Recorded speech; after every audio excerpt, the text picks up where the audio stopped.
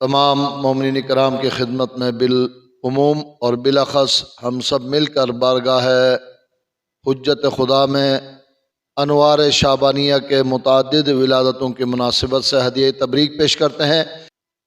اگرچہ یہ بابرکت محفل جشن کے مناسبت سے منعقد ہو رہا ہے، لیکن ہمیشہ کی طرح سے چند ایک فقہی مسائل اور اعمال شعبانیہ کے بارے میں مختصر تذکرے کے بعد گفتگو کا آغاز کیا جائے گا۔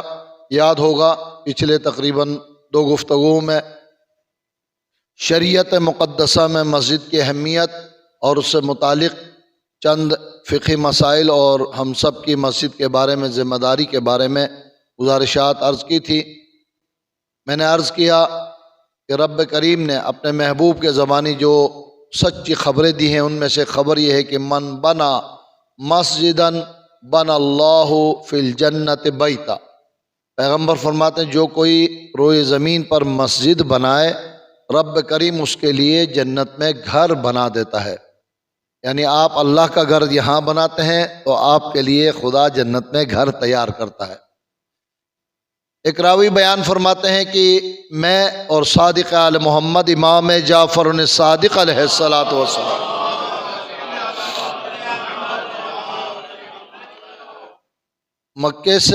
مکے کی طرف جاتے ہوئے سفر میں تھے۔ راستے میں نے اپنی آسانی کے لیے تھوڑی سی زمین کو ہموار کیا، چند ایک پتھر دائیں بائیں رکھ دیے تاکہ مصلی جیسا بنے، اور اسے تیار کرنے کے بعد چھٹے امام سے سوال کیا، فرزند رسول آپ کے جد میرے رسول کا فرمانا ہے کہ من بنا اللہ بنا المسجد بنا اللہ بیتا فی الجنتی، کہ جو یہاں ایک مسجد بناتا ہے اس کے لیے خدا جنت میں گھر تیار کرتا ہے۔ کیا اس طرح کے عمل کے لیے بھی ایسا ہی جواب ہے؟ صادق آل محمد نے فرمایا نعم، بے شک آپ کے لیے بھی جنت میں خدا نے گھر تیار کیا۔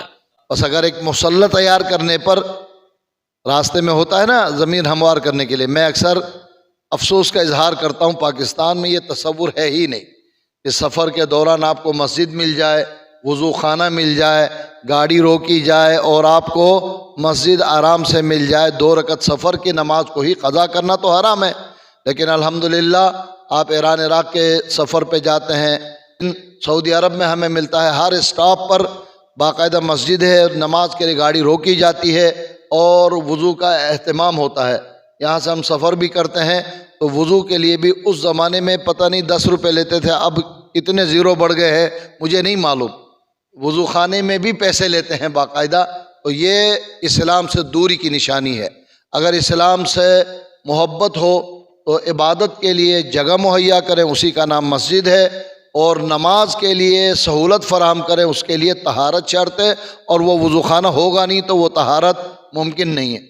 ان مستحبات میں سے بس میں نے بات متصل کی جو مسجد کے لیے ضروری ہے، حکم شریعت ہے کہ مسجد بنانے کے بعد مسجد کے باہر استنجا خانہ ہونا چاہیے تاکہ انسان پہلے طہارت حاصل کرے، بعد میں مسجد میں جا کر عبادت انجام دے۔ درود پڑھے محمد وآل۔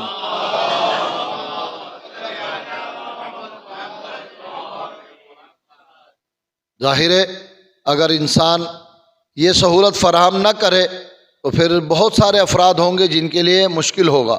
اس سے بھی افسوس کی بات یہ ہے کہ اب ہماری مسجدوں سے پانی کی قلت کی وجہ سے اعلان ہونے لگا ہے کہ مسجد میں وضو نہیں ہے، گھر سے وضو کر کے آئیے گا۔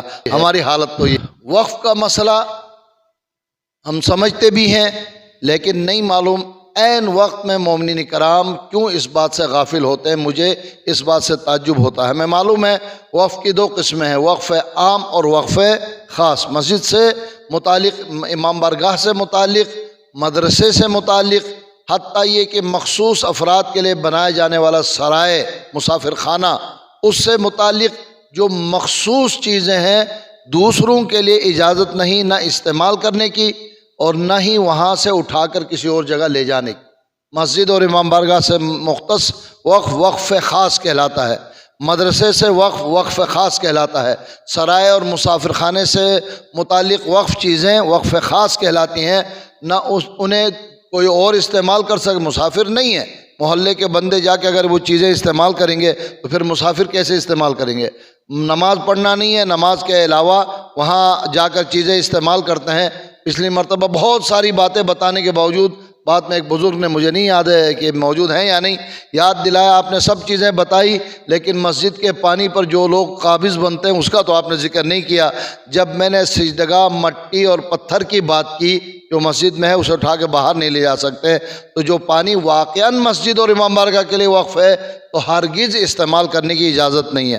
اگر یہ بات واقعاً معلوم ہو جائے کہ صرف نماز میں آنے والوں کے لیے ہی وقف ہے، دوسرے استعمال نہیں کر سکتے، ہم مسجد سے لے جا کے گھر میں پی لے تو آپ جانے آپ کا خدا، لیکن اس سے وضو کریں، اس سے غسل کریں، غسل باطل ہے، وضو باطل ہے، جب وضو اور غسل باطل ہے تو عبادتیں بھی۔ لہٰذا اس بات کو ہم سمجھتے ہی نہیں ہیں۔ میں نے کہا نا، باقاعدہ منع کرنے پر دھمکی دیتے ہیں، یہ تمہارے باپ یا تمہارے دادا کی چیز تو نہیں، امام کی مال ہے، خدا کی چیز میں نے استعمال کیا، آپ کون ہوتے ہیں منع کرنے والے؟ یہ شریعت کا جاننے والا یا دین پر عمل کرنے والا، خدا کے حکم پر یقین رکھنے والا کبھی اس طرح کی بے ادبی بدتمیزی نہیں کر سکتا۔ ہاں، پانی ایک ایسی سہولت ہے کہ جس میں مثلا کسی نے مسجد کے لیے، آج کل بورنگ کرواتے ہیں، پرانے زمانے میں کنواں کھودتے تھے باقاعدہ، یا آج کل باہر سے لائن لگوا دی ہے، اور اس کا کہنا ہے کہ مسجد والے بھی استعمال کریں، محلے والے بھی استعمال کریں، جس کو ضرورت ہو پانی ہے استعمال کرے۔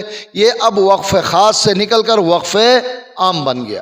لیکن باقی چیزیں بھی اگر شرط کے ساتھ کہ کوئی بھی استعمال کرے، اب قرآن مجید لے جا کے گھر میں تلاوت کریں، مگر امانت داری کے ساتھ واپس رکھ دیں، مصلی دری ہے یا دوسری چیزیں ہیں لے جا کے استعمال کریں، پھر دوبارہ واپس رکھیں۔ کب؟ جب وقف عام کا مسئلہ ہو، وقف خاص ہو۔ مسجد اور امام بارگاہ کے لیے وقف کرنے کے بعد غیر تو غیر جس نے خود وقف کیا ہے وہ وقف کرنے والا وقف کرنے والا بھی اب اس کا مالک نہیں رہتا، اس کے لیے بھی جائز نہیں کہ میں نے وقف کیا۔ ہاں، احتجاج ضرور کر سکتا ہے کہ جس کے لیے میں نے وقف کیا تھا اس میں استعمال نہیں ہو رہا، اب احتجاج کا حق حاصل ہے، لیکن نہیں کہہ سکتا ہے کہ میری مرضی کے بغیر استعمال نہیں ہونی چاہیے۔ اب آپ نے خدا اور رسول اور امام کے لیے وقف کیا تو بس آپ کے ہاتھ سے بھی نکل چکا، بہت بڑا مسئلہ ہے۔ فقہ میں ایک مثال پیش کرتے ہیں، مثلا کوئی زمین ہے، کہ زمین کے مالک نے کہا آئندہ کوئی یہاں نماز کے لیے استعمال نہیں کرے گا، ایون میں بھی، یعنی اپنے آپ کو شامل کر کے کہہ دے کہ اس جگہ کو اب دوسرے استعمال نہیں کر سکتے ہیں، اب خود بھی نماز نہیں پڑھ سکتا، دوسرے تو دوسرے۔ وقت کا مسئلہ تھوڑا سا ہم لوگوں نے اگنور کیا ہوا ہے، تھوڑا نظر انداز کیا ہوا ہے۔ خدا کی چیز، وہ کیا بچے کہتے ہیں جب کسی کے ہاتھ سے کوئی چیز گر جائے تو پیچھے کہتے ہیں اللہ کی زمین سے مل گئی ہے۔ مسجد کی چیز ہم نے سمجھا ہوا ہے امام کی زمین اور خدا کی زمین سے مل گئی ہے، اب کون مالک بن سکتا ہے؟ ایسا نہیں ہے، اس میں سخت شرائط ہیں، سخت مسائل ہیں۔ کہیں کہیں استعمال حرام ہو، یہ بھی مومن کے لیے بہت بڑی بات ہے، لیکن عمل ایسا ہو جس کے ذریعے میرا وضو باطل ہو، میرا غسل باطل ہو، تیمم باطل ہو، جو نماز کے صحیح ہونے کی اولین اور بنیادی شرط ہے، تو پھر عبادتیں بھی خراب ہو سکتی ہیں۔ لہٰذا مسجد سے متعلق جو چیزیں ہیں پہلے طے کر لینا چاہیے کہ وقف عام ہے یا وقف خاص، پھر اس کے مطابق اعمال انجام لائے جانے چاہیے تاکہ انسان گنہگار نہ ہو اور اس کا عمل خراب نہ ہو۔ اب بہت ساری چیزیں ہو گئیں، اب مائک کا ذکر رہ گیا تو کوئی نہ کہہ دے کہ بھائی ذکر مائک کا رہ گیا، لہٰذا اس کا بھی ذکر کرتا ہوں۔ اور محافل مجالس کے موسم میں مائک کا بھی بہت بڑا مسئلہ ہوتا ہے، لے جاتے ہیں، نہ صرف لے جاتے ہیں، غائب کر دیتے ہیں یا خراب کر کے پھر کونے میں پھینک دیتے ہیں، یہ مناسب نہیں ہے۔ ایک مومن کے لیے مسجد کی چیز درست کرنا مناسب ہے، نہ کہ اسے خراب کرنا یا غائب کر دینا۔ اگر وقف عام کی وجہ سے استعمال کے لیے لے جائیں تو پھر دوسری ذمہ داری یہ ہے امانت داری اور حفاظت کے ساتھ لا کر اسے واپس اصل جگہ کی طرف پلٹا دیں، یہ پھر ہم سب کی اولین ذمہ داری بنتی ہے۔ مسجد کو نجس کرنا اور مسجد میں تربیت کے لیے بچوں کو لے کے جانا، ہم سب جانتے ہیں مسجد کو نجس کرنا حرام ہے۔ بس اگر کسی انسان پر غسل واجب ہو، خواتین پر دو طرح کا غسل ہے، غسل حیض یا غسل جنابت۔ مرد پر غسل جنابت واجب ہے، حیض واجب نہیں ہوتا، لیکن جب بھی غسل واجب ہو، البتہ کچھ غسل ہے، غسل مس میت، غسل جنابت کا حکم نہیں ہے۔ غسل مس میت ہم پر غسل کرنا واجب ہوتا ہے، لیکن مس میت جنابت کی طرح سے انسان کو اس طریقے سے نجس نہیں کرتا جیسے غسل جنابت یا حیض کی حالت میں خاتون نجس ہوتی ہے، لہذا اس کا حکم الگ ہے۔ میں عرض کرتا ہوں آپ کی خدمت میں، جس بندے پر غسل واجب ہو اس کے لیے دو مسجدوں کا حکم الگ ہے، مسجد النبوی اور مسجد الحرام، اور باقی عام مساجد کا مسئلہ ایکول ہے اور ایک جیسا ہے۔ عام مساجد یعنی جامع مسجد ہو، محلے کی مسجد ہو، بازار کی مسجد ہو، قبیلے کی مسجد ہو، فقہ میں اسی طرح سے ترتیب سے لکھا ہوا ہے۔ مسجد الحرام اور مسجد النبوی میں ایک دروازے سے داخل ہو کر دوسرے دروازے سے بھی نکلنا حرام ہے۔ جس پر غسل واجب ہے وہ حرم میں داخل ہو کر دوسری طرف نکلنا بھی چاہے جائز نہیں ہے، لیکن عام مساجد چاہے وہ جامع مسجد ہو یا عام محلے اور قبیلے کی مسجد ہو، ان مسجدوں میں اگر ایک دروازے سے داخل ہو کر دوسری طرف نکلیں جس کی وجہ سے کوئی مسجد کو نجس کرنے کا سبب نہیں بن رہا تو کوئی حرج نہیں ہے، اس پر غسل واجب ہے۔ وہ یہاں سے گزرے گا تو مسجد کیوں نجس ہوگی؟ لیکن پھر بھی مستحب یہ ہے کہ ایسا بھی نہ کرے، مسجد کا احترام کرے۔ دوبارہ عرض کروں، مسجد الحرام اور مسجد النبوی میں جس پر غسل واجب ہو داخل ہونا بھی منع ہے، اور دیگر مساجد میں ایک دروازے سے داخل ہو کر دوسری طرف نکل جانا جائز ہے، اگرچہ مستحب ہے ایسا بھی نہ کرے۔ یہ مسئلہ حل ہو گیا۔ ہم سب جانتے ہیں کہ مسجد سے متعلق چاہے فرش ہو، دیوار ہو یا دری مصلی ہو یا اس سے متعلق جتنی چیزیں مسجد کی ہیں ان کو نجس کرنا حرام ہے، اور اگر ہو جائیں، مسئلہ معلوم ہے نا، وقت زیادہ ہے تو سارے نمازیوں پر، پیش نماز سمیت سارے نمازیوں پر ایکول واجب ہو جاتا ہے کہ واجب نماز سے پہلے مسجد اور مسجد کی چیز کو پاک کرے۔ بہت مشکل ہوتا ہے لوگوں کو سمجھانا۔ فرض کرے ایک بندہ وضو کر کے آیا، اس نے دیکھا خون گرا ہوا، اب کوئی ہے بھی نہیں، اس پر واجب ہے کہ پہلے اس کو پاک کرے پھر نماز پڑھے۔ اسی طرح سے مسجد کے اندر نجاست کو لے کر جانا بھی اکثر علماء منع کرتے ہیں۔ مطلب تھیلی میں خون ہے، آج کل پیشاب کی بوتل ہوتی ہے ٹیسٹ کے لیے، لے کر گزرنا مسجد کے پاس سے، مسجد کے اندر سے اجازت نہیں ہے۔ لیکن بعض علماء برابر میں، بعض علماء فرماتے ہیں کہ اگر وہ اس نجاست کی وجہ سے مسجد کی فرش، مسجد کی دیوار وغیرہ، عمارت مسجد نجس ہونے کا سبب نہیں بن رہا تو لے کر جانے میں کوئی حرج نہیں ہے۔ اب یہ مسئلہ آپ سوال کریں گے کون بد نصیب مسجد میں خون لے کر جائے گا؟ اور فرض کریں آج کل پیشاب کے مسائل ہیں، بیماریاں ہیں، خون کی بیماریاں ہیں، تھیلی بندی ہوئی ہے، اسے ہم مسجد سے محروم کریں یا اسے مسجد میں آ کر نماز پڑھنے کی اجازت دیں؟ جماعت کی فضیلت ہم پہلے آپ کی خدمت میں گزارش کر چکے ہیں۔ اگر شریعت اس مجتہد کی تقلید کر رہا ہے، وہ کہے کہ یہ تھیلی لے کے جا نہیں سکتا تو جانا منع ہوگا، شریعت کا حکم ہے۔ اور اگر اس مجتہد کی تقلید کر رہا ہے جو لے کر جانا جائز ہے تو پھر اس کے لیے مسجد میں آ کر البتہ نجاست پھیلائے بغیر نماز پڑھنے کی اجازت ہوگی۔ تھوڑی سی اور تفصیل ہے آیت اللہ سیستانی اور دیگر علماء کا، انشاءاللہ اللہ نے زندگی دی پھر آئندہ عرض کروں گا۔ اگلا مسئلہ اور آخری مسئلہ، بچے کو مسجد میں لے کر جانا۔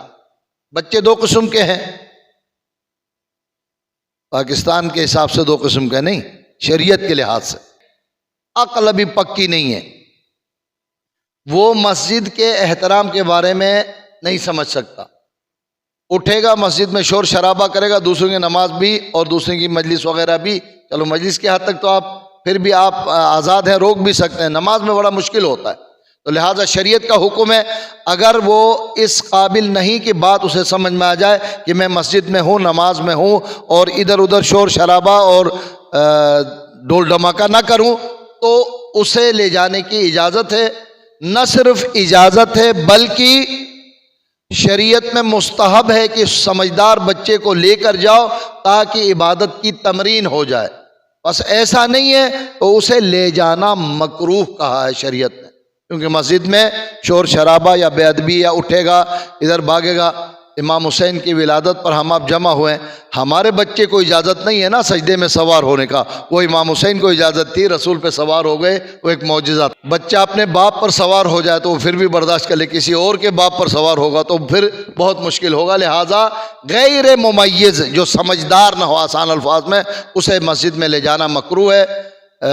ایک صاحب ناراض ہوئے، آپ منع کریں گے تو پھر ہمارے بچے دین کیسے سیکھیں گے؟ اگلے دن اس نے مصلی کے بیچ میں پیشاب جو کر دیا، اب دین سیدھا ہو گیا باقاعدہ واقعاً۔ تو پھر مشکل ہو جاتا ہے. پورے 200 بندوں پر ایک ساتھ مسجد کو پاک کرنا واجب ہو گیا. یہ بڑا مشکل مسئلہ ہوتا ہے. لہٰذا ممیز اور غیر ممیز کے فرق سے ممیز یعنی سمجھدار بچے کو لے جانا مستحب ہے تاکہ وہ تمرین سیکھے، اور غیر ممیز کو لے جانا مکروہ ہے. پس اگر آپ سنبھال سکتے ہیں شاید مکروہ ختم ہو جائے. جناب خلیل خدا حضرت ابراہیم علی نبینا علیہ الصلاۃ والسلام کے واقعات میں سے ان کے بارے میں جو قرآن کی آیات ہیں ان میں سے ایک آیت کی تلاوت کا شرف حاصل کیا. میں سمجھتا ہوں کہ یہ وہ آیتیں ہیں جن کو اکثر مومنین نہ صرف ان کو جانتے ہیں، ان سے واقف ہیں، بلکہ ترجمے سے بھی واقف ہے. یا ابراہیم قد صدقت الرؤیا، جناب ابراہیم علیہ نبینا علیہ الصلاۃ والسلام کو پروردگار نے سخت امتحانات سے گزارا ہے. وَإِذِ ابْتَلَىٰ إِبْرَاهِيمَ رَبُّهُ بِكَلِمَاتٍ، جمع کا لفظ عربی میں 3 سے زیادہ کے معاملات کو کلمات کا لفظ استعمال کیا جاتا ہے. کئی امتحانات ہم نے ان سے لیے. فَأَتَمَّهُنْ و100%، جب کامیاب ہوئے تو ہم نے حکم دیا وَجَعَلْنَاكَ لِلنَّاسِ اماما، ہم نے تمہیں لوگوں کے لیے امام اور ہادی اور رہبر قرار دیا. حالانکہ نبی بھی ہیں، رسول بھی ہیں، اولو العزم بھی ہیں اور خلیل خدا. اکثر علماء جناب ابراہیم علیہ نبینا علیہ الصلاۃ والسلام کے اس آیت کے ذریعے مسئلہ امامت پر دلیل کے طور پر اور اہمیت کے طور پر پیش کر کے گفتگو کرتے ہیں. میں صرف ذرا سا اشارتاً بات عرض کے آگے بڑھوں گا. بات شروع یہاں سے کرنا چاہتا ہوں. میرے 5 امام، امام محمد باقر علیہ الصلاۃ والسلام،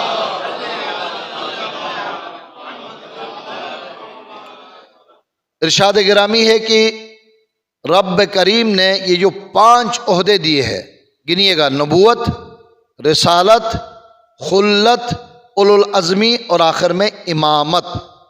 ان 5 عہدوں سے پہلے چھوٹی موٹی باتیں اور بھی تھیں. 5 سخت اور انتہائی مشکل امتحانات حضرت ابراہیم سے لیے گئے.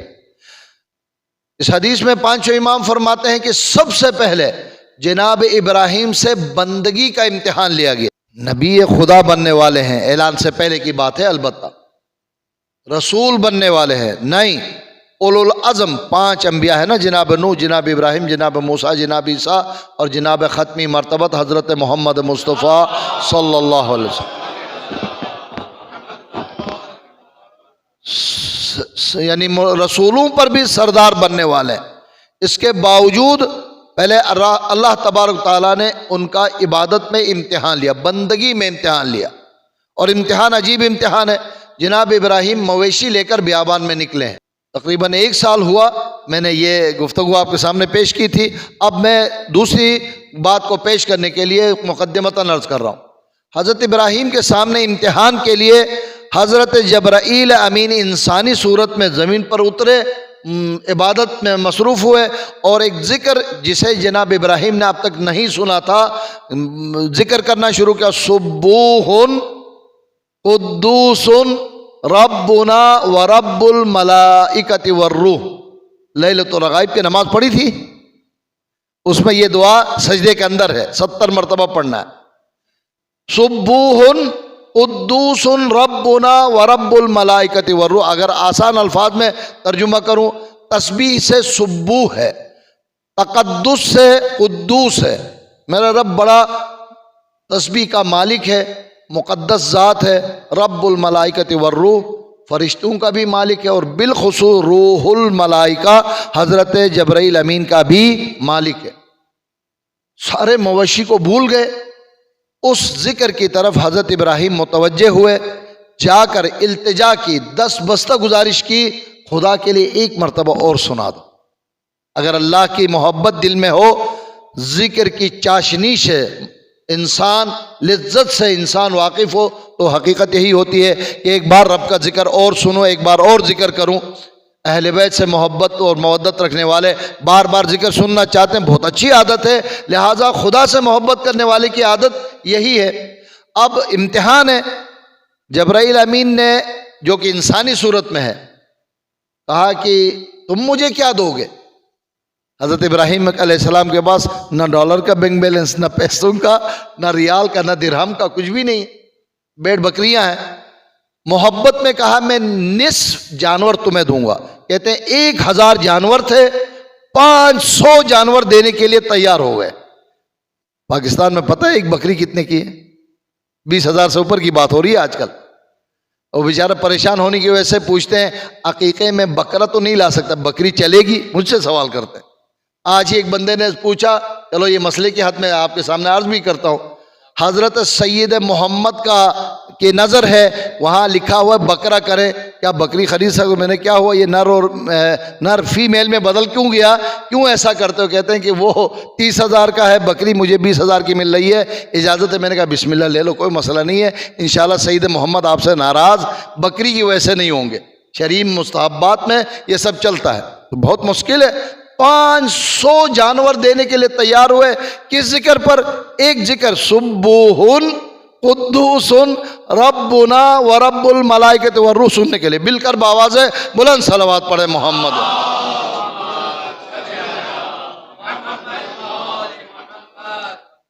ابھی باقی ریوڑ تیار ہیں بکنے کے لیے, اس سے پہلے جو مومنین آ رہے ہیں وہ آگے آ جائیں, یا جو آگے ہیں وہ تھوڑا سا آگے آ جائیں تاکہ آنے والوں کو لوگوں کو کوئی پریشانی ہو. تھوڑا تھوڑا آگے آ جائے, ایک بار مل کر درود سے اپنے دہن مبارک کو معطر فرمائیں. اللہم صلی. بلا فصل والوں کو بتانا پڑتا ہے, مجبوری ہے, کیا کرے. حضرت ابراہیم علیہ السلام کی خواہش پر 500 انسانی صورت میں آئے ہیں جانور لے کر ایک مرتبہ اور سنا دیا. میں مثال پیش کرتا ہوں, بھوکے کو ایک مرتبہ ایک گلاس پلا دو تو پیاسے کو بیچارے کو زیادہ پیاس لگے گی, اس سیراب ہونا ممکن نہیں ہے. ذکر کی پیاس نہیں بجھ سکی, کہا نہیں ایک مرتبہ اور سنا دو. پھر کیا دو گے؟ کہا میرے پاس کچھ نہیں, بقیہ جو 500 وہ بھی لے جاؤ. ایک مرتبہ اور ذکر سنایا اور وہ 1000 بھی لے کر اب جبرائیل امین اصل صورت میں بدلنے کے بعد فرماتے ہیں مبارک ہو, خدا نے مجھے امتحان کے لیے بھیجا تھا, تم امتحان میں کامیاب ہو گئے. میں فرشتہ ہوں, مجھے کوئی جانور نہیں چاہیے, ذکر بھی مبارک ہو اور جانور بھی تمہیں ہی مبارک ہو. صلوات پڑھے محمد وآل محمد. یہ پہلا مرحلہ کہ جناب خلیل خدا کو نبوت دی گئی اور کہا تم رب کریم کی طرف سے پیغمبر یعنی نمائندے ہو. اسی دوران ایک اور سخت امتحان سے گزرے ہیں. وقت بچاتے ہوئے ذرا سرسری طور پر عرض کروں, شاید پچھلی گفتگو میں نے عرض کیا تھا, خاندانی طور پر شیعہ گھرانے سے ہونے کے باوجود ہماری نسل کے لیے شیعیت بچانا خطرے میں. آپ مانے نہ مانے انتہائی مشکل مرحلے سے فتنے کے دور سے گزر رہے ہیں. یہی ہمارے بچے کہتے ہیں مولانا صاحب داڑھی نہیں رکھو تو کیا ہوگا, نماز نہیں پڑھوں تو کیا میں دین سے خارج ہوں, میں تو علی کا ماننے والا ہوں, میں حسین کا ماتمی ہوں. سب سلام, ولایت اور ماتمی ہونا بہت مبارک کی بات ہے, سعادت مندی ہے, لیکن دین کے احکامات پر عمل کرنا بھی ایک ہماری ذمہ داری ہے. جدید دور ہے نا, بہت مشکل ہے. ایسے میں حضرت ابراہیم علیہ السلام کے والد جناب طارخ, تو سے نہیں تے سے, جس سے آپ تتلی لکھتے ہیں, طارخ علیہ السلام کا انتقال ہو چکا تھا بچپن میں ہی.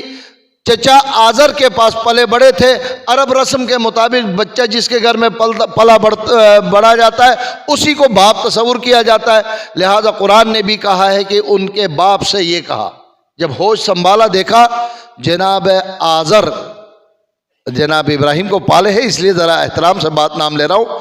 آزر نہ صرف بت پرست ہیں بلکہ بتوں کے بیوپار بھی, باقاعدہ چھوٹے بڑے بت بنا کر لے جا کر بیچ کر خداؤں کے ذریعے سے اپنا رزق مہیا فرماتے.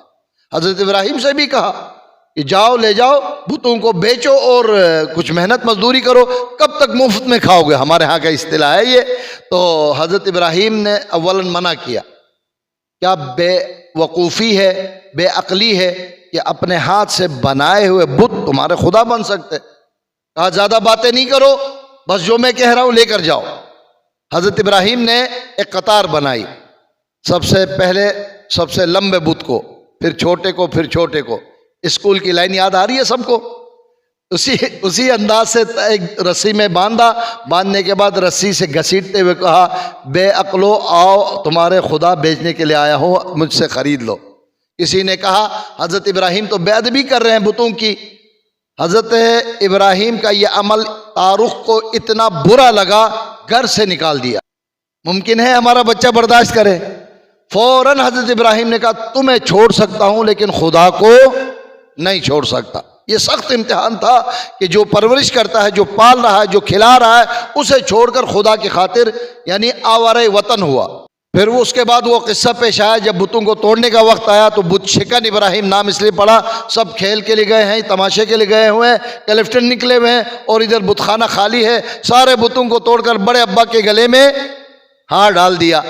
جب واپس آئے تو قرآن کی آیت ہے، کوئی نہیں، صرف ابراہیم نامی جوان ہو سکتا ہے جو ہمارے بتوں کے خلاف بولا کرتا تھا، پکڑو اور اسے آگ میں ڈالو۔ آگ میں ڈالنا بہت سخت امتحان، انتہائی معذرت کے ساتھ ذرا دور نکل گیا ہوں، امامت تک پہنچنا ہے۔ حضرت ابراہیم کو اس آگ میں ڈالنے کی تیاری کی گئی جس کی وجہ سے آسمان کے پرندے پرواز بھی نہیں کر سکتے تھے۔ اب سوال پیدا ہوا کیسے ڈالیں؟ منجنیق نام سنا ہے؟ نہیں سنا ہے تو حضرت مختار کی فلم دیکھیے گا، اس میں جب وہ پھر جنگ کا سلسلہ ہوتا ہے تو پھر وہاں سلسلہ ہوتا ہے، اور حضرت یوسف کے قصے میں بھی وہ جو جھوٹے خداؤں کو ماننے والوں کا جو دربار ہوتا ہے اسے توڑنے کے لیے اسے استعمال کیا جاتا منجنیق، یعنی پرانی وہ مشین جس کے ذریعے سے پتھر کا گولا اٹھا کر پھینکتے تھے۔ شیطان نے آ کر منجنیق بنانے کا طریقہ بتایا کہ ابراہیم کو آگ میں یوں پھینکو۔ حضرت ابراہیم کو مشین کے اوپر رکھا گیا، جیسے اٹھا کر پھینکنے لگے، جناب جبرائیل فرماتے چند ایک مقامات پر انتہائی سرعت سے مجھے زمین کی طرف آنا پڑا۔ ان میں سے ایک مقام یہ، جب حضرت ابراہیم آگ کی طرف جا رہے تھے، میں نے کہا کیا میری مدد کی ضرورت ہے؟ کہا اما الیک فلا۔ یہ بہت بڑا مشکل مسئلہ ہے، خدا پر توکل یہی تو نہیں ہے مومن کے پاس۔ نماز بھی اس لیے اگنور کرتا ہے، پتہ نہیں مولوی صاحب کہہ تو رہے کچھ مجھے ملنے والا ہے بھی یا نہیں، کیوں زحمت میں ڈالوں؟ روزہ رکھے نہیں معلوم کچھ ملے گا، بس توکل نہ ہو، بھروسہ نہ ہو تو انسان پھر برباد ہو جاتا ہے۔ توکل اتنا تھا، کہا کہ تم سے نہیں، جس سے مجھے مدد چاہیے وہ مجھے دیکھ رہا ہے۔ اتنا توکل کا عمل تھا کہ خداوند عالم نے آگ کو گلزار بنا دیا۔ کسی نے کیا خوب کہا ہے، آج بھی آگ میں گلزار بننے کی صلاحیت تو ہے، لیکن کوئی ابراہیم کی طرح توکل تو اپنے اندر پیدا کرے۔ کسی جگہ پر میں نے دیکھا تھا، یہ جملہ پتہ نہیں شعر ہے یا یہ کہ ویسے ہی لوگ کچھ اچھے الفاظ لکھتے ہیں۔ لوگ کہتے ہیں کچھ پیسے جمع کرو، وقت ضرورت کام آئے گا، وقت ضرورت کام آئے گا۔ میں کہتا ہوں خدا پر توکل کرو، ہر وقت کام آئے گا۔ پیسے تو وقت ضرورت کام آئیں گے نا، خدا ہر وقت کام آئے گا، شرط یہ ہے کہ توکل ہو۔ حضرت ابراہیم اس امتحان میں بھی کامیاب ہو گئے۔ آئیے امامت کیسے ملی، امامت کا مرتبہ کیسے ملا؟ کتنا سخت مرحلہ ہے، 2 بیویاں ہیں، اولادیں نہیں ہیں، دعائیں کر کر کے، سجدے کر کر کے، التجائیں کر کر کے حضرت اسماعیل اللہ تبارک و تعالیٰ نے جناب ابراہیم کو عطا فرمایا۔ حکم ملا اپنی بیوی بچے کو بے آب ہو گیا سرزمین میں لے جا کر ڈال دو۔ نہ وہاں پانی کا تصور، نہ انسان، نہ آدمزاد ممکن ہے۔ سنگ لاخ کالے پتھر ہے، عرب کی گرمی ہے، اور اس میدان میں جناب ہاجرہ اور جناب اسماعیل کو لا کر رکھ دیا۔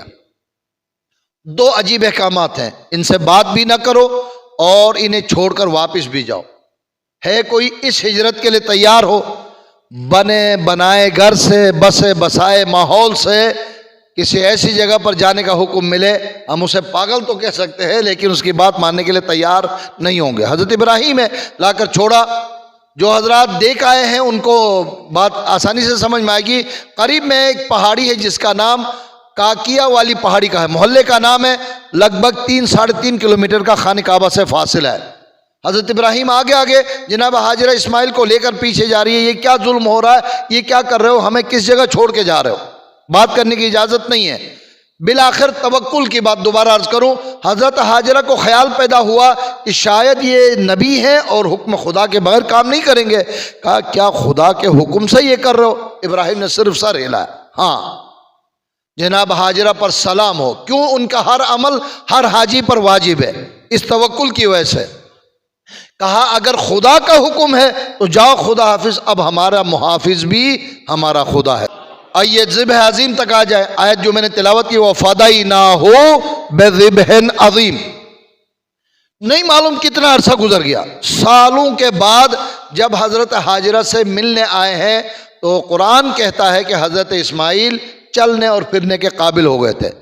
4 سال 5 سال 6 سال نہیں معلوم، چلنے پھرنے کے قابل ہو گئے تھے. اکلوتا بیٹا حرم کعبہ میں سینے سے لگا کر آرام فرما رہے، دل کی بڑاس نہیں نکل سکی، چہرے پر رخسار رکھ کر محبت کا اظہار فرما رہے تھے. اس دوران آنکھ لگی، حکم ملا اپنے بیٹے کو ہماری راہ میں قربان کر دو. شکر کرے کہ اسماعیل ذبح نہیں ہوئے، ورنہ تو ہمیں بھی اپنا ابراہیم و اسماعیل ذبح کرنا پڑتا، بہت مشکل ہوتا. ابھی میں نے عرض کیا نا، بکرا بھی نہیں کر سکتے، بکری ڈھونڈنے والے پاکستانی کہاں بیٹا ذبح کر سکتے تھے، بہت مشکل ہوتا. دمبے کو بھی ذبح کرتے ہوئے ہاتھ پیر کامتے، زمین تلے پاؤں تلے سے زمین نکل جاتی ہے، آسان بات نہیں ہے. بیٹے کو ذبح کرنے کا حکم ہوتا کتنا مشکل ہوتا. سلام باپ ابراہیم پر بھی، سلام بیٹا اسماعیل پر. بیدار ہوئے، ایک مرتبہ پوچھا، یا بنی انی ارا فی المنام انی اذبحک فانظر ماذا تری. بقرعید کے موقع پر خطبہ عید میں تو آپ یہ آیتیں سنتے ہیں، ابھی میں آج جشن کے اندر آپ کو سنا رہا ہوں تو تھوڑی باری تو ہو رہی ہے، لیکن سن لیجئے، میں امامت کے لیے مقدمتاً بات عرض کر رہا ہوں کہ کسے امامت دی جا سکتی ہے، کون فدیہ عظیم ذبح عظیم کا مالک بن سکتا ہے. ایک بار اور صلوات پڑھیے محمد.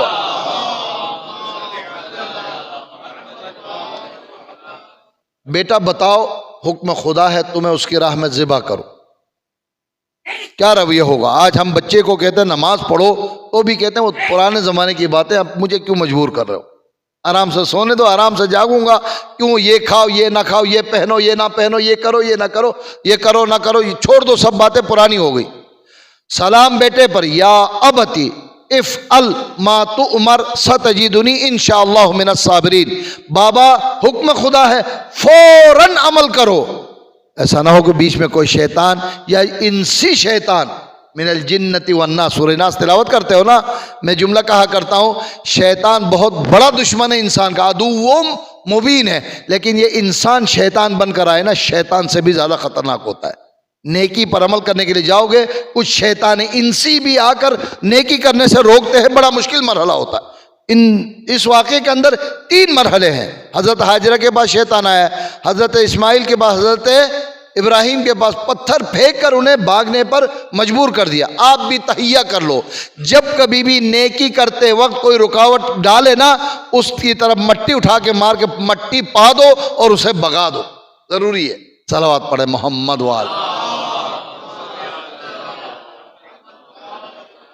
بابا جلدی کیجئے، لیکن ساتھ ساتھ جناب اسماعیل جانتے ہیں گرے پر چھری پھیرانا آسان بات نہیں ہے. ستجدنی انشاءاللہ من الصابرین، انشاءاللہ آپ مجھے صبر کرنے والوں میں سے پاؤ گے. یہی وجہ ہے حضرت ابراہیم نے اپنے بیٹے کے ہاتھ بھی باندھے ہیں، اپنے آنکھوں پر پٹی بھی باندھی ہے، تیز چھری تیار کی ہے. قرآن کی اصطلاح ہے فلما اسلم وتلہ للجبین. دونوں باپ بیٹے کو ذبح کرنے کے لیے، بیٹا راہ خدا میں ذبح ہونے کے لیے مکمل تیار ہوئے، تسلیم ہوئے، سر تسلیم خم کر کے جب آمادہ ہوئے، خدا نے آیت نازل فرمائی، یا ابراہیم قد صدقت الرؤیا انا کذالک نجزی المحسنین. اے ابراہیم تو نے خواب کو سچ کر دکھایا، تو نے عظیم احسان کیا، ہم احسان کا بدلہ یوں دیتے ہیں، مینڈا ذبح کرو، اور اسماعیل کو ہم نے چھوڑ دیا. وَفَدَيْنَاهُ بِذِبْحٍ عَظِيمٍ، اس کے بدلے ہم ایک عظیم فدیہ قرار دیں گے. افسوس ہے مسلمانوں پر، مینڈے کو جناب اسماعیل کا فدیہ قرار دیتے ہیں. یہ تو حضرت اسماعیل کی سمجھ لو حد کے حرمت ہے. شکر کریں جس دامن سے آپ متمسک ہے، اہل بیت اطہار نے، خانواد عصمت و طہارت نے ہمیں سمجھایا ہے. فدیہ عظیم سید الشہداء حضرت امام حسین اور ان کے رفقائے کار ہیں. صلوات پڑھے محمد وال. گویا اسماعیل بچ جائیں تو پھر حضرت رسول پیدا ہو، اور رسول کے بطن مبارک خاندان سے جناب سید الشہداء پیدا ہو، اور آج تو آپ ذکر کر رہے ہیں حضرت عباس کا، جناب زینب کا، حضرت قاسم کا، حضرت علی اکبر کا، یہ ساری قربانیاں تیار ہو اگر اسماعیل بچ جائیں۔ نسل اسماعیل سے جناب رسول اکرم کا خاندان چلا ہے۔ جناب حضرت اسماعیل تو بچ گئے، لیکن عظیم فدیہ قرار دینے کے لیے حسین کی قربانی کی ضرورت پڑی، لہذا رسول اکرم فرماتے ہیں الحسین منی وانا من الحسین، سب کو یاد والی حدیث ہے۔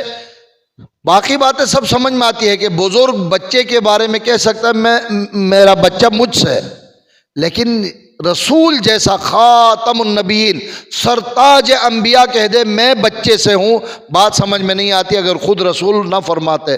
ایک جگہ پر مجھے علماء کے بیان میں ملا کہ فرماتے ہیں کہ سوال کیا کسی نے کیا، آپ حسین سے کیسے ہیں؟ کہا سن 60 ہجری تک حسین مجھ سے ہے، 60 ہجری کے بعد عظیم قربانی دینے کے بعد میں حسین سے۔ جیسے کہتے ہیں نا کہ کسی بزرگ کی، کسی بچے کی، کسی جوان کی، کسی اولاد کی یا کسی احسان کرنے والے کی خدمت اتنی عظیم ہو تو کہتے ہیں میں تو ان کی وجہ سے زندہ ہوں۔ بات سمجھ میں آ رہی ہے؟ دنیا میں رسمی طور پر بات کی جاتی ہے۔ رسول نے فرمایا چونکہ جس زحمت سے اسلام کو میں نے نافذ کیا تھا، اگر وہ اسلام حسین کی قربانی نہ ہوتی، زندہ نہ رہتا، تو رسول کا نام بھی ختم ہو جاتا۔ لہٰذا کربلا کے واقعے کے بعد میں حسین کی وجہ سے اور دین حسین کی وجہ سے زندہ ہے۔ صلوات پڑھیں محمد وآل۔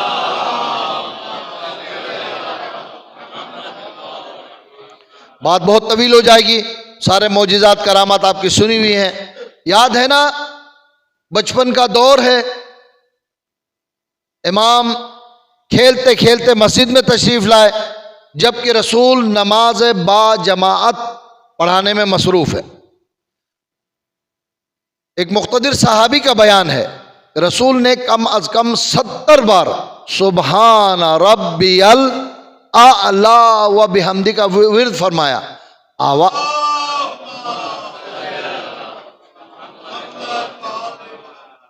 ذکر کی آواز آ رہی ہے، اس کے باوجود خود کہتا ہے مجھے شک ہونے لگا، نہیں معلوم رسول اکرم پر کوئی بیماری تو طاری نہیں ہوئی، سجدے سے سر کیوں نہیں اٹھا رہے؟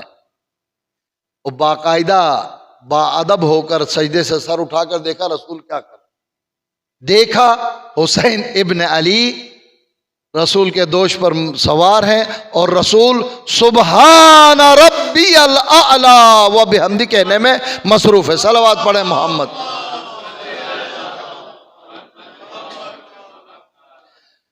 بس میں بات کو مختصر کرنے کی خاطر، وقت بچانے کی خاطر عرض کرتا ہوں، رب کریم نے جناب سید الشہداء امام حسین کو وہ مقام عطا کیا ہے کہ اگر سجدے میں رسول کے دوش پر سوار ہوں، حسین جب تک خود سے نہ اترے سجدے کو بھی ختم کرنے کی اجازت نہیں ہے۔ اس کا خوب جواب حسین ابن علی نے خود دیا ہے، اگرچہ ہم مصائب میں عرض کرتے ہیں۔ وقت آخر سجدہ شبیری یاد ہے، جب سجدے میں سر رکھا ظالم نے سر قطع کر کے نیزے پر بلند کیا، خود مولا نے سر سجدے سے بلند نہیں کیا۔ یہ خدا اور حسین کی بات۔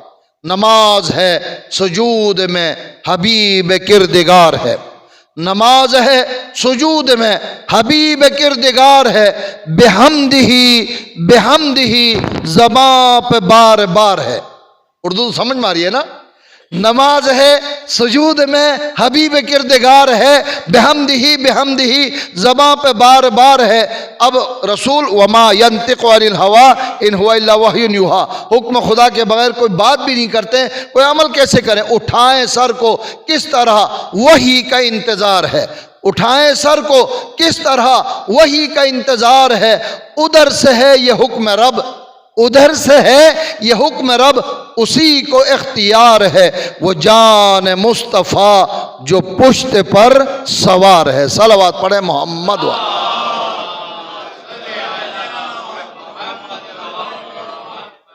اور ذکر 70 بار سبحان ربی الاعلی و بحمدہ۔ حضرت ابراہیم کا ذکر کیا نا، ایک سبوح قدوس کے سننے کے لیے 500 جانور دیے تھے، ادھر حسین ابن علی کے پاک ذات کی وجہ سے دنیا والوں کو پیغمبر کی زبانی 70 بار ذکر سننا پڑا، سبحان ربی الاعلی و بحمدہ، باواز بلند صلوات پڑھیں محمد وال۔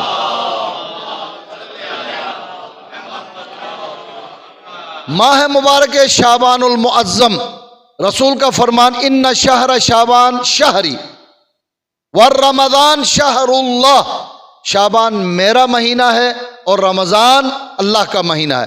شعبان میں بات عرض کر رہا ہوں اس لیے، ورنہ تو پوری روایت اس طرح سے ان رجب شہر علی و شعبان شہری و رمضان شہر اللہ۔ اگر اسے کلمے کے طور پر پڑھیں لا الہ الا اللہ محمد الرسول اللہ علی ولی اللہ، آپ علی ولی اللہ گزار چکے ہو، اب محمد الرسول اللہ اور لا الہ الا اللہ کا مرحلہ باقی ہے۔ جس کے دل میں علی ولی اللہ اور محمد الرسول اللہ راسخ ہوگا وہ اللہ کے مہینے رمضان میں عبادت میں کبھی کوتاہی نہیں کر سکتا۔ درود پڑھیے محمد وآل محمد۔ اس مہینے کی ایک برکت یہ ہے کہ پورے مہینے میں کوئی غم کی تاریخ، شہادت کی تاریخ نہیں ہے، صرف ولادتیں ہی ولادتیں ہیں۔ پہلی تاریخ ثانی زہرا حضرت زینب کبریٰ سلام اللہ علیہ، تیسری تاریخ سید الشہداء امام حسین، چوتھی تاریخ حضرت عباس علمدار، اور مخصوص اللہم صلی علی محمد، مخصوص کچھ روایتیں ہیں۔ اگرچہ ہم 15 جمادی الاول منانے کے عادی ہیں پاکستانی ماحول میں، لیکن ایران عراق میں اس تاریخ کو بڑی اہمیت دی جاتی ہے۔ 5 تاریخ آج کی تاریخ نہیں، کل گزر گئی، آج 6 تاریخ، آج کی تاریخ حضرت امام زین العابدین علیہ السلام سے موصول، اور یہ سلسلہ یہاں ختم نہیں ہوتا۔ 7 تاریخ حضرت قاسم، 11 تاریخ حضرت شہزادہ علی اکبر، اور کون مومن نہیں جانتا کہ 15 شعبان المعظم زمانے کے حجت قائم آل محمد عجل اللہ تعالی فرجہ، اور ساتھ میں شب برات۔ میں اکثر کہا کرتا ہوں افسوس ہے مسلمانوں نے متبرک دنوں اور راتوں کو پٹاخوں کی نظر کر دی ہے۔ شب برات میں کم از کم اخبار میں 12 بندے مرنے کی خبر ملتی ہے، اس کے بجائے آپ غور کریں کسی محترم دن اور رات کو خداوند عالم نے آگ جلانے کے لیے حکم نہیں دیا، بلکہ نماز ہے، زیارت ہے، روزہ ہے، ذکر ہے، استغفار ہے اور توبہ کا حکم۔ ائمہ معصومین نے کتنی ضخیم کتاب مفاتیح الجنان، ذرا اعمال کے سلسلے میں غور فرمائیے تو 2 قسم کے اعمال آپ کو مل جائیں گے، ایک اعمال مشترک کا حصہ ہے اور ایک دعاؤں اعمال کا حصہ اعمال مختصہ۔ بات واضح ہو رہی ہے؟ ابھی میں نے وقف عام اور وقف خاص کی بات کی تھی، بالکل اسی سے ملتی جلتی بات ہے۔ جو پورے مہینے میں یعنی ماہ شعبان کے پورے دنوں اور راتوں میں اعمال کرنے والے عمل ہیں تو وہ اعمال مشترکہ کہلاتے ہیں۔ مثلاً آپ روزانہ کم از کم صبح و شام یہ استغفار استغفر اللہ و اتوب الیہ 70 بار تلاوت کریں گے، یہ اعمال مشترکہ میں سے۔ روزانہ نماز کے بعد تلاوت کرتے ہو، انشاءاللہ سب کو یاد ہوگا استغفر اللہ الذی لا الہ الا هو الحی القیوم الرحمن الرحیم ذو الجلال والاکرام، روزانہ 100 مرتبہ تلاوت، کم از کم 70 مرتبہ تلاوت کرنے کا حکم ہے۔ دعائے وحدت، انقلاب کے بعد ہم مسجدوں میں ہاتھ ڈال کر پڑھتے تھے، اب انقلاب بھی ٹھنڈا ہو گیا تو ہم بھی ٹھنڈے ہو گئے، دعا بھی بھول گئے۔ اس دعائے وحدت کا دوسرا جملہ ہے لا الہ الا اللہ ولا نعبد الا ایاہ مخلصین لہ الدین ولو کرہ المشرکون۔ اس جملے کو پورے شعبان میں 1000 مرتبہ تلاوت کرنے کا حکم، پورے شعبان میں۔ آپ ایک مرتبہ ایک نشست میں پڑھیں یا ایک تقسیم کر کے روزانہ تھوڑا تھوڑا پڑھیں اور 1000 مرتبہ تلاوت کریں۔ اور سب سے افضل ترین اور بہترین عبادت حضرات محمد و آل محمد پر روزانہ کثرت سے درود پڑھیں۔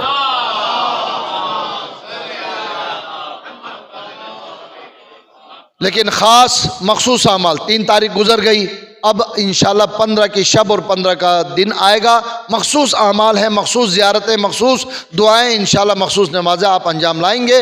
میں بات کو اختصار تک لے جانے کی خاطر حضرت مولا غازی عباس کے شان میں دو اشعار آپ کی خدمت میں عرض کرنا چاہتا ہوں، مل کر باواز بلند صلوات پڑھیں محمد۔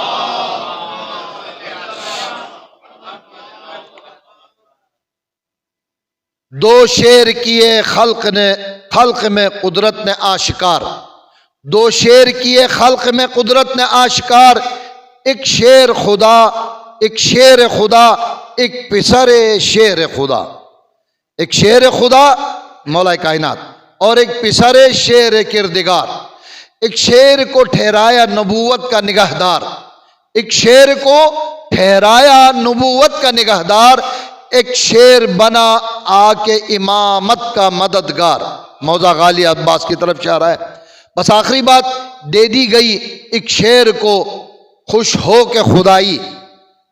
اللہ کا نظام یقیناً امیر المومنین علیہ الصلوۃ والسلام کے ہاتھ میں ہے۔ میں اس بات کو پسند نہیں کرتا کہ نصیریوں کی تعریف کروں کہ وہ بڑے اچھے ہیں، مولا امیر المومنین کو خدا مانتے ہیں۔ ہمارے ہاں ہمارے مذہب عقیدے کے مطابق یہ بات درست نہیں ہے، غلط ہے، چاہے مولا کے ذریعے سے ہی کیوں نہ ہو، لہٰذا اس انداز سے نہیں، لیکن نظام کائنات امام وقت کے ہاتھ میں ہوتا ہے، اس کی طرف اشارہ ہے۔ دے دی گئی ایک شعر کو خوش ہو کے خدائی، ایک شعر پیاسا تھا عطا کر دی ترائی۔ کتنی وفاداری ہے، چلو میں پانی ہاتھ میں اٹھایا ہے، خود بھی پیاسے ہیں، جانور بھی پیاسا ہے، لیکن وفاداری کا عالم یہ ہے کہ جب تک حسین کے یتیم بچوں کو پانی نہ پلاؤں اس وقت تک پانی نہیں پیوں گا۔ رہتی دنیا تک مثال قائم کر دی۔ گئے تھے پانی پر قبضہ کر کے لیکن پانی خود نہیں پیا، یہ وفاداری کی انتہا ہے۔ عزادارو، میں اب یہاں پر مصائب بیان کرنے کے لیے آمادہ نہیں ہوں چونکہ جشن کے نام سے بات موسوم ہے، مگر بات آئیے حضرت امام زین العابدین علیہ السلام کی ولادت تک۔ امام حسین اور مولا عباس کے بارے میں سن لیا نا، بس ایک شعر کی اجازت ہے، وقت کافی آ گیا ہے، میں مکمل کرنا چاہتا ہوں۔ آپ حضرات کے علم میں ہے کہ مولا امام زین العابدین عبادت اور عزاداری دونوں میں انتہائی شہرت یافتہ ہے۔ اگرچہ کسی ایک یا دو بات میں امام کی زندگی کو ہم منحصر نہیں کر سکتے۔ امام معصوم وہ ہوتا ہے جس کو خدا نے ہر فضیلت میں معراج عطا کی ہوتی ہے، لیکن جس امام جس نبی کی خاص واقعات مشہور ہو گئی، اسی لحاظ سے عبادت اور عزاداری۔ زین العابدین، عبادت گزاروں کے زینت، یہ وہ مشہور لقب ہے جسے پیغمبر خدا نے امام چہارم کی ولادت سے پہلے عنایت فرمایا تھا۔ مشہور حدیث ہے، بہار الانوار میں یہ حدیث تحریر ہے، فرماتے ہیں کہ روز قیامت رب کریم سے بارگاہ عزتی سے آواز آئے گی، آئین زین العابدین، آئین زین العابدین، میرے زین العابدین عبادت گزاروں کے زینت بندے کہاں ہے؟ ایک گوشے سے مولا لبیک ربی لبیک ربی کہتے ہوئے تشریف لائیں گے۔ رسول کا فرمان ہے، یقیناً محبتوں کے اظہار کے لیے نہیں ہوتا، حقیقتوں کے اظہار کے لیے ہوتا۔ رسول نے فرمایا ایسا ضرور ہوگا۔ ابلیس لعین کا ایک وعدہ جب دربار سے نکالا گیا، کہا لأغوینہم اجمعین الا عبادک منہم المخلصین، سب کو اغوا کروں گا اے پروردگار مگر جو تیرے مخلص بندے ہوں گے ان پر میرا عمل کارگر نہیں ہوگا۔ لیکن کتنا جری ہے، کتنا دشمن ہے انسانیت کا کہ اماموں کو بھی آزمانے کی کوشش کرتا ہے۔ اب بات واضح ہو رہی ہے، مصلی عبادت میں امام تشریف فرما ہے، اژدہا بن کر ظالم نے آ کر امام کو ڈسنا شروع کیا، مصلی عبادت خون سے تر ہو گئی، مطلق امام کو خبر نہیں ہوئی، کیوں نہ ہو اس کے فرزند ہے جن کے پاؤں سے جب نماز میں تیر نکالا گیا مطلق خبر ہے، وہ علی اول تھے، یہ علی ثانی زین العابدین علیہ الصلوۃ والسلام۔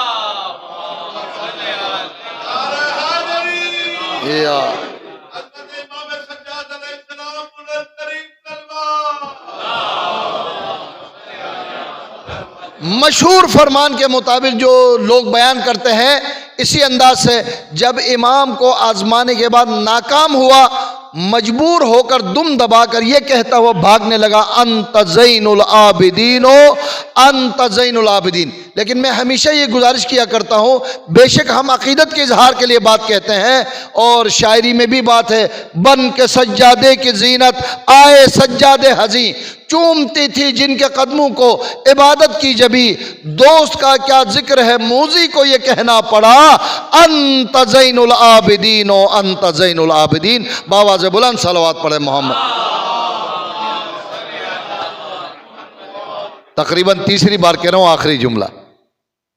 علامہ ذیشان حیدر جوادی آل اللہ مقامہ اس واقعے کو نقل کرنے کے بعد نقوش عصمت میں نقطے کے طور پر ایک نتیجہ دے رہے ہیں، یہ ہے کہ دشمن وہ بھی شیطان اور ابلیس امام کی تعریف کیسے کر سکتا ہے، اور دشمن شیطان کی زبان سے اگر بولے بھی تو امام کا مقام بلند، وہ فرماتے ہیں نہیں ہوتا، بلکہ حقیقت یہ ہے شیطان امام کو آزما کے جب مایوس ہو کر جانے لگا، آسمان سے رب کی آواز آئی، انت زین العابدین انت زین العابدین۔